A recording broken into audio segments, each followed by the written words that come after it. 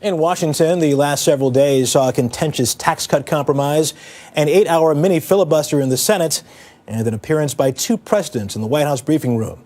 Joining us to put the week in focus is our political analyst, John Dickerson. John, good evening.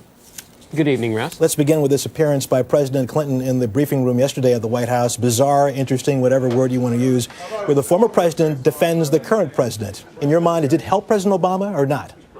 Well, last spring, President Clinton said when President Obama asked him to stand in for him before he could finish the request, President Clinton said, well, let me clear my calendar for 3 years. He certainly seemed to be very happy up there holding forth. And this helps President Obama. He's trying to sell this plan as a reasonable one. Bill Clinton is popular among Democrats and more broadly. The economy was pretty good during his term, so he can speak to the policy here. But also, he's a pretty good politician and can defend President Obama against the idea that Republicans took him to the cleaners.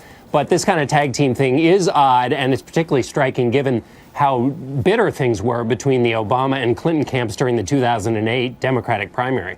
Let's talk about the filibuster yesterday by Bernie Sanders, an independent from Vermont, gets up there for what's being described as an old school filibuster, about 8 hours, where he goes off on everything, including namely the tax cut bill.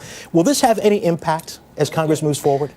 Well, it's become a rallying point for liberals, progressives who are very angry with the White House, not just angry at this tax cut deal the president put together with Republicans, but also angry about the way it was handled, sort of leaving out the Democrats in Congress. But the White House thinks that the Democrats are really getting their anger out and that it's a kind of a psychological exercise and that it won't in the end impede this from going forward. Okay, John, looking ahead, where can we expect all this to go in the coming days? The Senate brings it up Monday, and the White House feels pretty good about the situation there, although it still could be bumpy. The House is the real problem. They've tweaked the bill a little bit. They've added in some credits and grants to help with renewable energy and ethanol to try and buy some votes, essentially, from Democrats. But Democrats are very angry. They want substantial changes. The problem is that Republicans don't want to see this tinkered with too much, and the Republicans are the ones that made the deal with the president. John Dickerson in Washington, as always. Thank you. Thanks, Russ.